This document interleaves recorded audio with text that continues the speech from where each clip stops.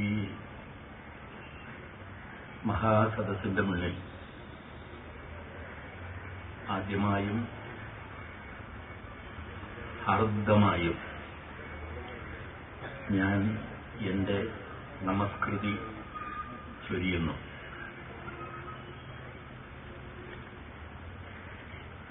ഒന്നെനിക്ക് ബോധ്യമാണ്,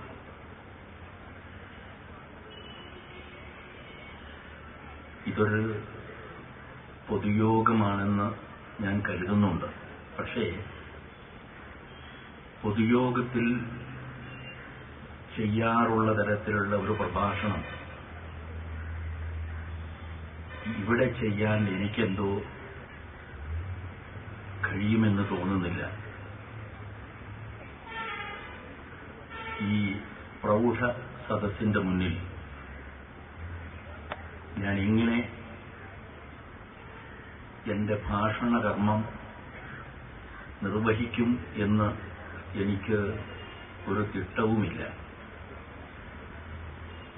പൊറുക്കാൻ മാത്രമുള്ള സഹൃദയത്വം നിങ്ങളുടെ കയ്യിലുണ്ടെന്നത് പരമാശ്വാസമായി ഞാൻ കാണുന്നു.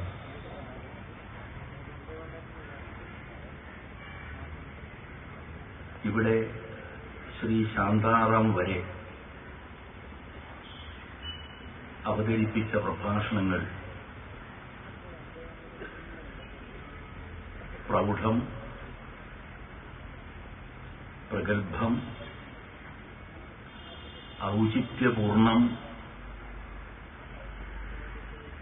എന്നൊക്കെ വിശേഷിപ്പിക്കാവുന്ന തരത്തിലുള്ളതായിരുന്നുവെന്ന് എനിക്ക് ബോധ്യം.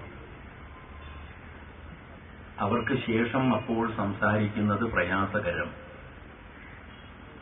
എങ്കിലും ഒന്ന് രണ്ട് വിചാരബിന്ദുക്കൾ നിങ്ങളുടെ മുന്നിൽ സമർപ്പിക്കണം എന്ന് ഞാൻ കരുതുന്നു. ശ്രീ ശാന്താറാം വിവേകാനന്ദന്റെ ഒരു ഭാഷണത്തെ സംബന്ധിച്ച് ഇവിടെ പരാമർശിച്ചു. അമേരിക്കയിലെ ചിക്കാഗോവിലെ പ്രഭാഷണത്തിൽ ഊന്നിയിട്ട് അദ്ദേഹം അവിടെ തന്റെ പ്രസംഗം പര്യവസാനിപ്പിച്ചത് ഇങ്ങനെയായിരുന്നു: ഞാൻ വിശ്വവിശ്രുതങ്ങളായ മതങ്ങളെ പരിചയപ്പെടാൻ ശ്രമിച്ച ഒരു വിദ്യാർത്ഥിയാണ്. എല്ലാ മതങ്ങളുടെയും ആഴപ്പരപ്പിൽ അഭിരമിക്കുന്ന ഭാവബന്ധുരമായ തലം ഇതാണ്, ഇത് മാത്രമാണ്.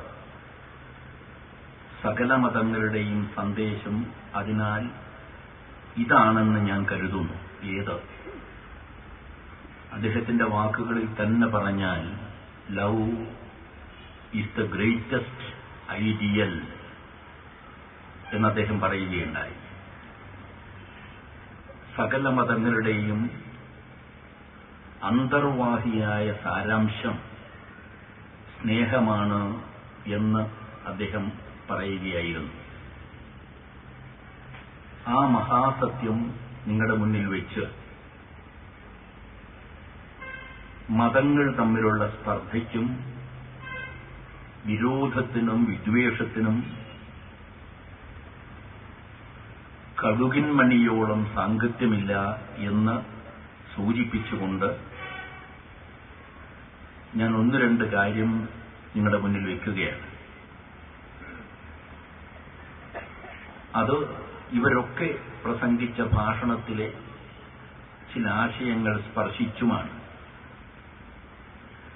മനുഷ്യനാണ് വലുത്.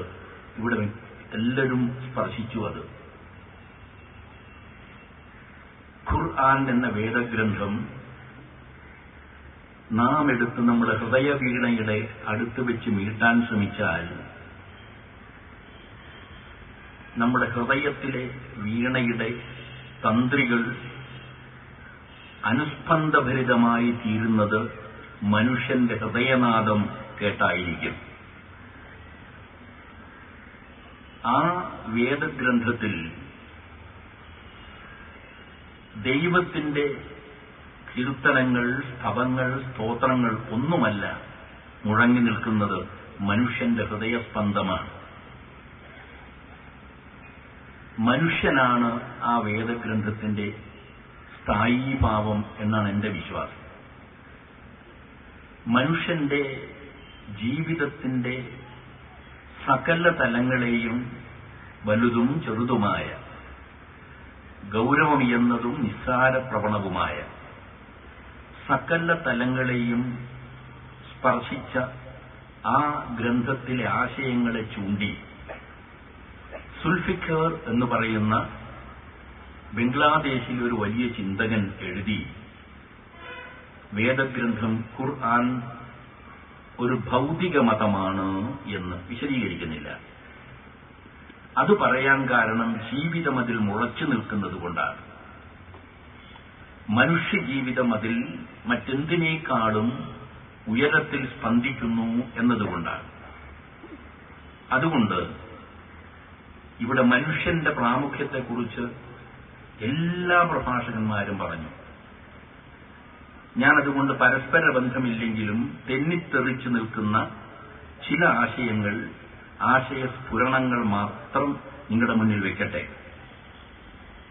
കുറച്ച് ദിവസങ്ങൾക്ക് മുമ്പ് ഒരു പേടകം ചന്ദ്രന്റെ സമീപത്തെത്തി, ചന്ദ്രനിലെത്തി. അതിനെക്കുറിച്ചുള്ള വാർത്തകൾ വന്നു. വായിച്ചാൽ പോലും മനസ്സിലാക്കാൻ കഴിയാത്ത വിധത്തിൽ ദുർഗ്രഹവും സങ്കീർണവുമാണ് അതിന്റെ അപഗ്രഥനമാകെ. സത്യത്തിൽ ഞാൻ വിസ്മയ വിഭ്രാന്തിക്ക് വിധേയനായി. ഞാൻ എന്ത് ചെയ്തുവെന്നറിയോ? സൂചന മാത്രം. ഞാൻ ഇന്ത്യയിലെ ഒരു പൗരൻ എന്ന രീതിയിൽ ഡോക്ടർ മാധവൻ നായർക്ക് ഒരു കത്ത് കുറിച്ചു.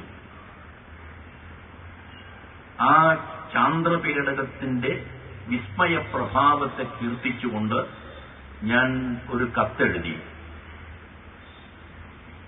വഴിയിലായിരുന്നു പേടകമപ്പോൾ, ചന്ദ്രനിലെത്തിക്കഴിഞ്ഞിട്ടില്ല. ആ നേരത്ത് അതിന്റെ സാരഥിയായ ശാസ്ത്രകാരന്റെ മനസ്സിലെ ഉദ്വേഗത്തിന്റെ അളവ് നിങ്ങൾക്ക് ഊഹിക്കാൻ കഴിയും. ഞാൻ മറുപടിയൊന്നും പ്രതീക്ഷിച്ചിരുന്നില്ല. അത്ഭുതമെന്ന് പറയട്ടെ,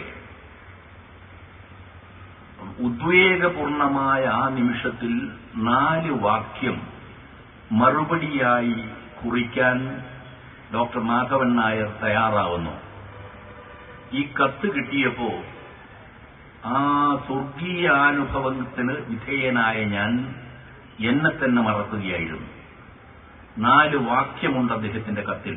ഞാനത് ചട്ടയിട്ട് ഫ്രെയിം ചെയ്ത് എന്റെ വീട്ടിലെ ചുമരിൽ തൂക്കിയിരിക്കുന്നു.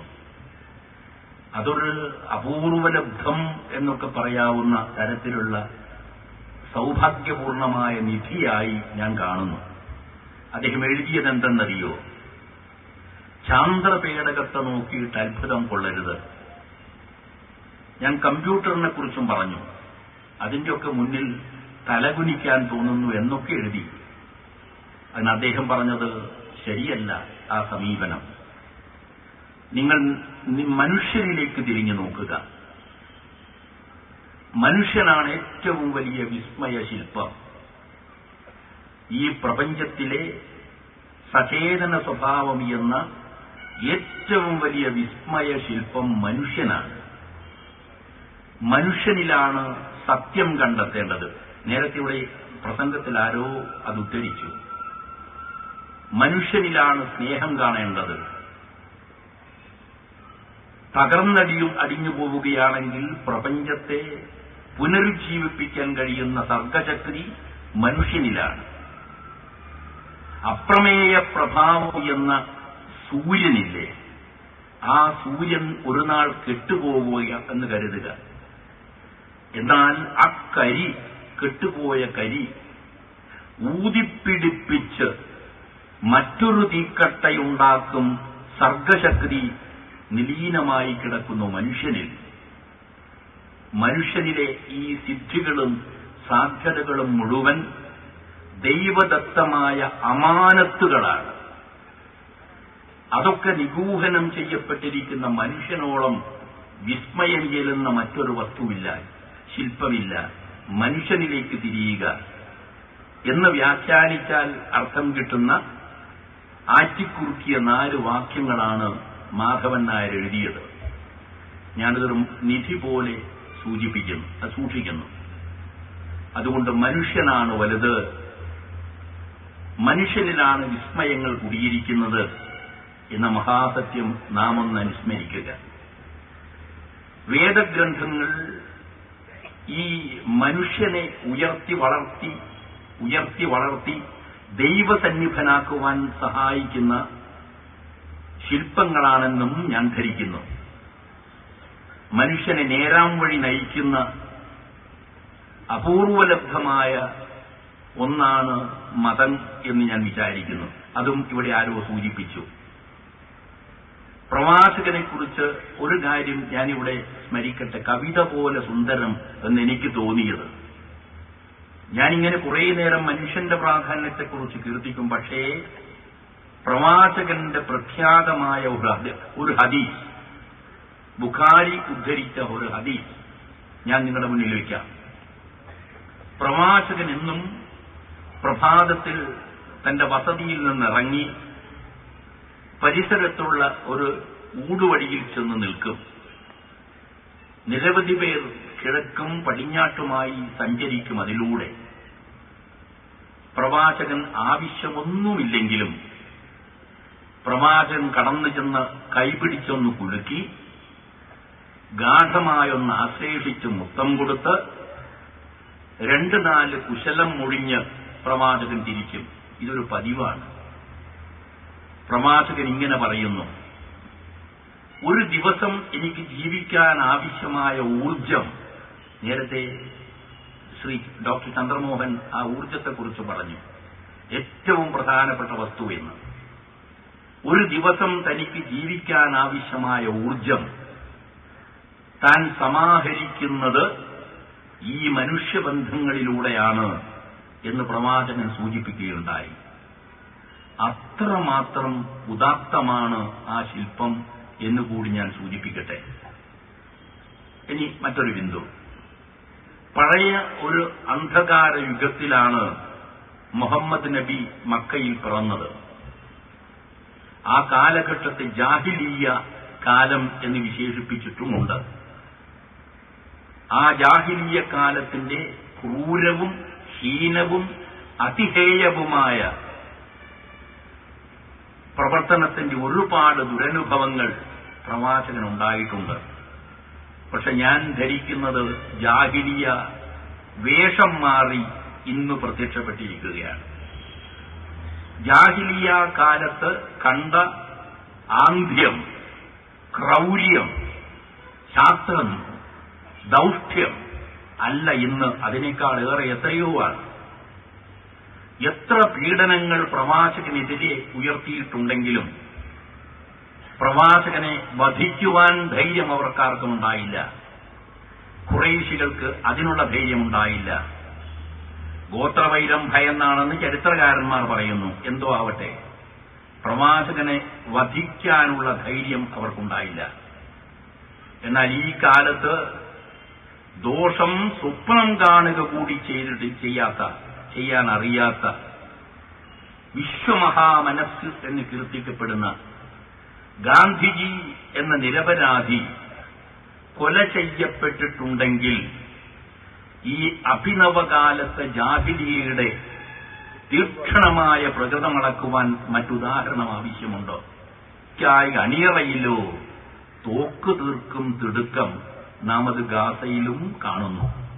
ഞാൻ സൂചിപ്പിച്ചു വരുന്നത്, ഈ ഗ്രന്ഥവിശേഷങ്ങളൊക്കെ ഒരുപാട് പ്രവർത്തിച്ചിട്ടും എന്തേ ഇമ്മട്ടിലായി തീരുന്നത്?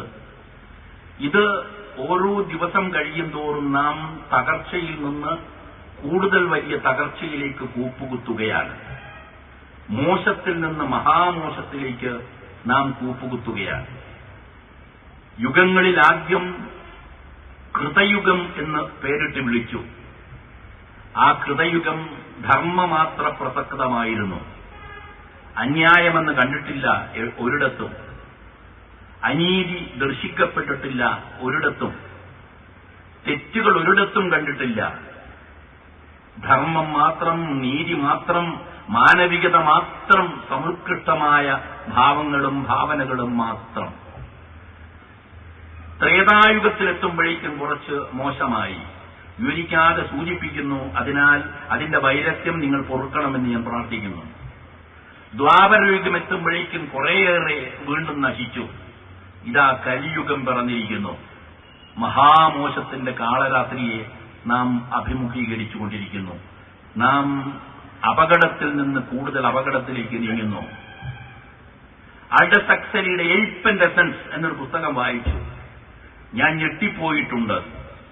കവിഭാവനയാണെങ്കിലും ബൈബിളും ഖുറാനും ഗീതയും കത്തിച്ച് അതിന്റെ തീജ്വാല കൊണ്ട് കാപ്പി കാച്ചി കുടിക്കുന്ന ഒരു ശപിക്കപ്പെട്ട സംസ്കൃതിയുടെ കാലം വരും എന്ന് ആൾഡസ് ഹക്സ്ലിയുടെ എയ്പ്പ് ആൻഡ് എസൻസ് എന്നുള്ള ഗ്രന്ഥം കീർത്തിക്കുമ്പോൾ നാം വിസ്മയം കൊള്ളുന്നു. നാം തകർച്ചയിലേക്കാണ്. മിനിഞ്ഞാന്ന് ഇന്നലെയേക്കാൾ നല്ലതായിരുന്നു. അതിന്റെ തലേന്നാൾ അതിനേക്കാളും നല്ലതായിരുന്നു.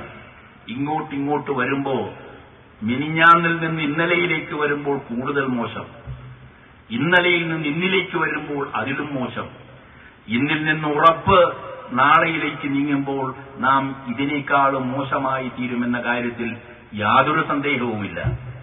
അതുകൊണ്ട് ജാഗ്രത, നിത്യജാഗ്രത, ശ്രദ്ധ, അത് മാത്രമാണ് കരണീയം എന്ന് ഞാൻ വിചാരിക്കുന്നു. പ്രവാചകൻ മുഹമ്മദ് കൂടി ഇക്കാര്യം സൂചിപ്പിച്ചിട്ടുണ്ട്.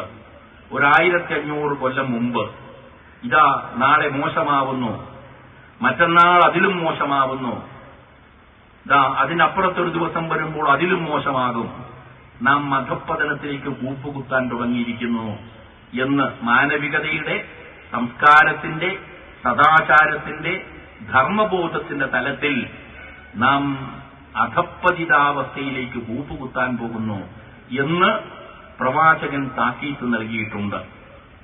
ബങ്കിം ചന്ദ്ര ചാറ്റർജി ഒരു പശുവിനെ അവതരിപ്പിച്ചിട്ടുണ്ട്. ആ പശു കൃതയുഗത്തിന്റെ പുൽപ്പരപ്പിൽ നിന്ന് അരോഗമായ ആ പശു സഞ്ചരിക്കുന്നു. നല്ല ഒന്നാന്തരം ശരീരം, ജീവൻ തുടിക്കുന്ന കണ്ണുകൾ, പ്രസാദം കളിയാടുന്ന മുഖം, ആരോഗ്യം തത്തിക്കളിക്കുന്ന താട, വാല്, ബലവത്തായ കാല്, കയ്യ് എല്ലാം. പക്ഷേ അടുത്ത യുഗത്തിന്റെ മൈതാനിയിലേക്ക് കടക്കുമ്പോൾ ദുർബലമാവുന്നു, കാല് കുഴയുന്നു, കൈ ദുർബലപ്പെടുന്നു, കണ്ണ് കാഴ്ച പോകുന്നു, ഉടല് എല്ലും തൊലിയും കൊണ്ട് മാത്രം പൊരിഞ്ഞ ഒരു വികൃത രൂപമായി പരിണമിക്കുന്നു എന്നൊക്കെ പറഞ്ഞിട്ട് ബങ്കിംചന്ദ്രൻ ആ പശുവിനെ വർണ്ണിച്ച് കലിയുഗത്തിന്റെ കാളരാത്രിയിലേക്ക് എത്തുമ്പോഴേക്ക് അത് കണ്ണ് കാണാത്ത, കാലിന് ബലമില്ലാത്ത, കൈക്ക് കരുത്തില്ലാത്ത, ഉടലിന് ആരോഗ്യമില്ലാത്ത ഒരു ശപിക്കപ്പെട്ട സൃഷ്ടിയായി മാറുന്നു എന്ന് ബങ്കിംചന്ദ്രൻ സൂചിപ്പിച്ചിട്ടുണ്ട്.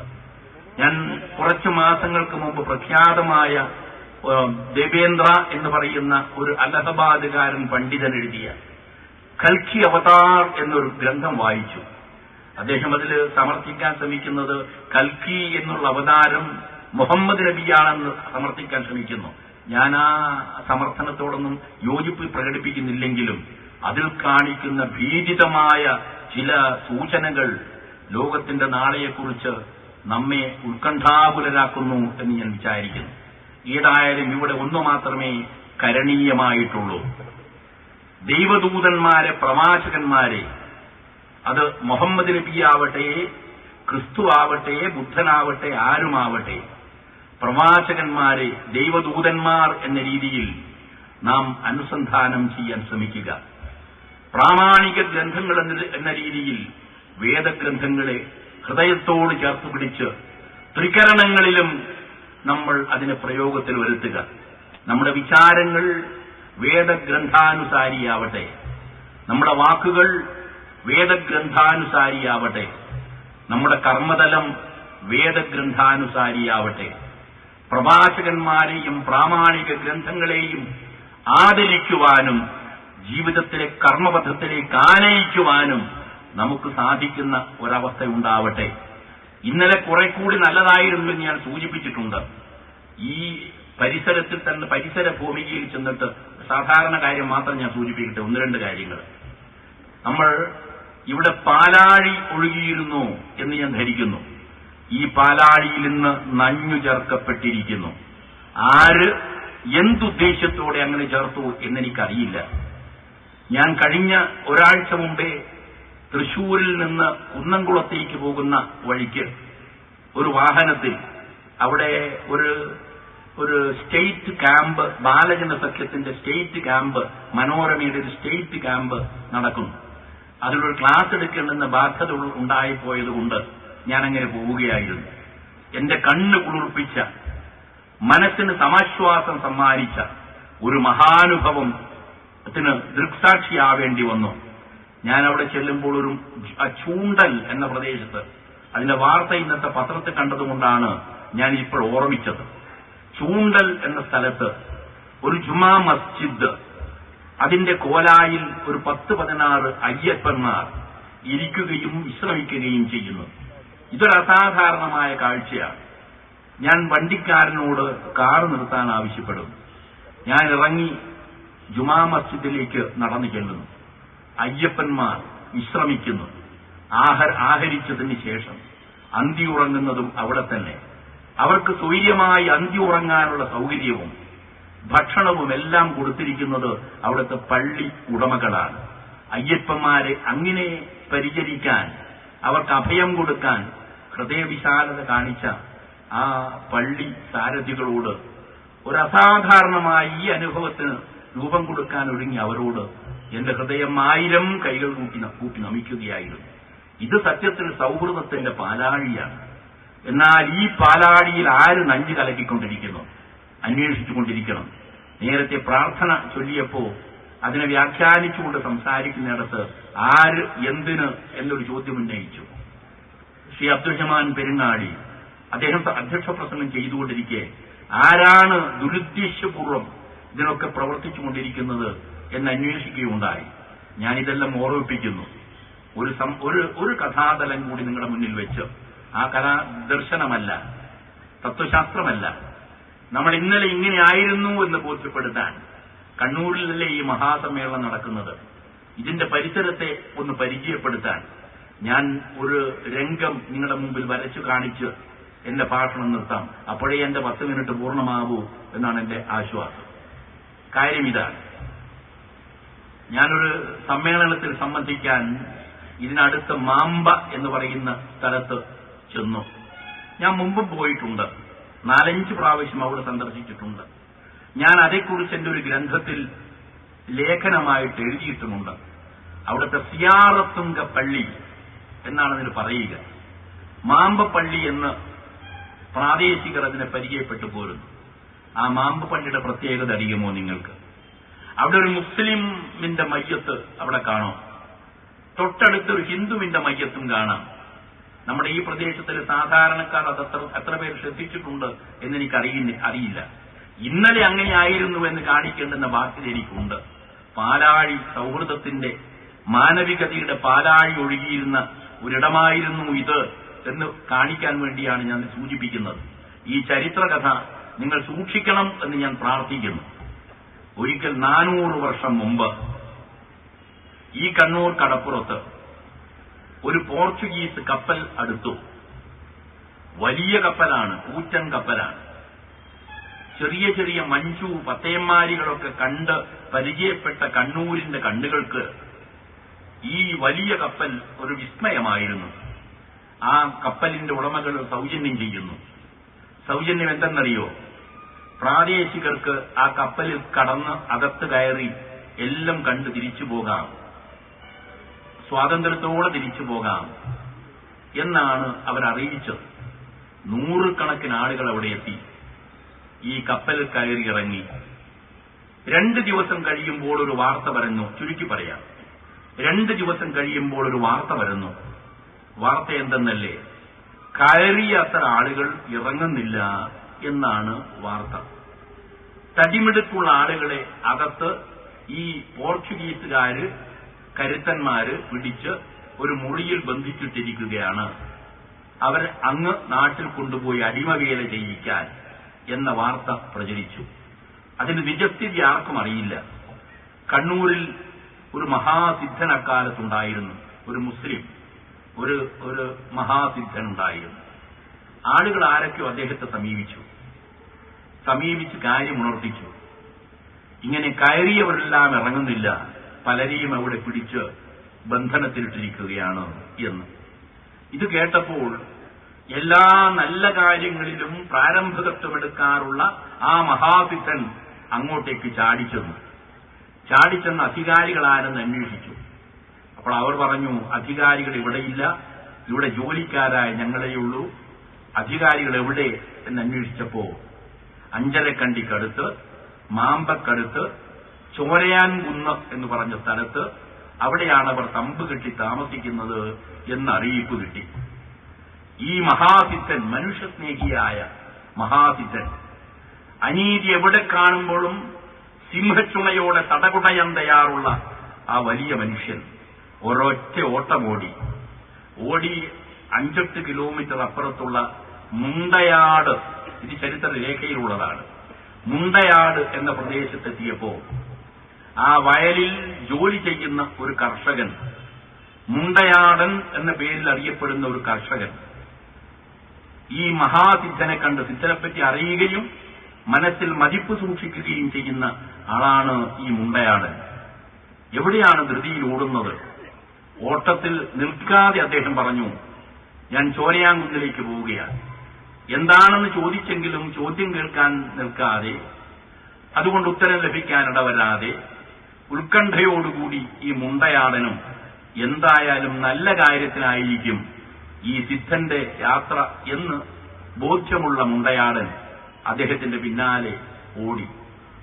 ഞങ്ങളുടെ പ്രദേശത്ത്, ഇളയാവൂർ എന്ന് പറയുന്ന ഞങ്ങളുടെ പ്രദേശത്തെത്തിയപ്പോ മറ്റൊരു കർഷകൻ, വയലിൽ ജോലി ചെയ്യുകയായിരുന്ന തെക്കൻ എന്ന് വിളിക്കപ്പെടുന്ന മറ്റൊരു കർഷകൻ, ഈ രണ്ടുപേരുടെയും പിന്നാലെ നല്ല കാര്യത്തിനായിരിക്കും ഉദ്വേഗപൂർണമായ ഇവരുടെ ഓട്ടം എന്ന് മനസ്സിലാക്കിയിട്ട് അവരോടൊപ്പം യാത്രയായി. 3 പേരും കൂടി ചോരയാങ്കുന്നിലെത്തി. അധികാരികളെ കണ്ടു, കാര്യം അവരുടെ മുമ്പിൽ നിവേദിച്ചു. സാത്വികമായ ഭാഷണം വിജയപ്രദമാവുകയില്ലെന്ന് ബോധ്യമായപ്പോ ഗൗരവസ്വരത്തിൽ പ്രശ്നം കൈകാര്യം ചെയ്യൂ. അധിക നിമിഷം വേണ്ടി വന്നില്ല. തോക്കെടുത്ത് 3 പേരെയും ആ പോർച്ചുഗൽ ഉദ്യോഗസ്ഥൻ, പട്ടാള മേധാവി വെടിവെച്ചു കൊന്നു. 3 ശവം കിടക്കുന്നു. സിദ്ധൻ വെടിവെച്ചു കൊല്ലപ്പെട്ടു എന്ന വാർത്ത കാട്ടുതീ പോലെ നാട്ടിൽ പരന്നപ്പോ കണ്ണൂർ സിറ്റിയിൽ നിന്ന് ഒരുപറ്റം ആളുകൾ അങ്ങോട്ടേക്ക് ഓടി. സിദ്ധൻ അവർക്ക് പ്രാണനാണ്. അവിടെ മതമില്ല, ജാതിയില്ല. അദ്ദേഹം വിശ്വാസം കൊണ്ട് മുസ്ലിമാണ്. മതമില്ല, ജാതിയില്ല. അനീതിക്കെതിരെ സിംഹച്ചുണയോടെ പ്രതികരിക്കുന്ന ഒരു മനുഷ്യൻ ഒരു നാടിന് പനി പിടിച്ചിരിക്കുന്നു.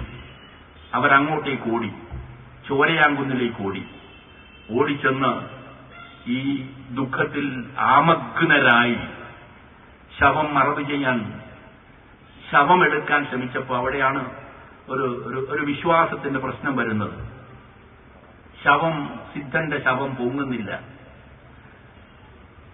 ഏതോ ഒരു മനുഷ്യന്റെ മനസ്സിൽ ഒരു പ്രകമ്പനം ഉണ്ടാകുന്നു. എന്താ പൊങ്ങാത്തത്? തെക്കനെയും മുണ്ടയാടനെയും ഓർത്തില്ല. തെക്കനെയും മുണ്ടയാടനെയും അവഗണിച്ചു. സിദ്ധനെ മാത്രം ഓർമ്മിച്ചു. സിദ്ധന്റെ കൂടെ ഇറങ്ങിത്തിരിച്ച ആത്മത്യാഗികളെന്ന് വിശേഷിപ്പിക്കാവുന്ന മുണ്ടയാടൻ വിസ്മൃതൻ, ഇളയാവു ഈ തെക്കൻ വിസ്മൃതൻ.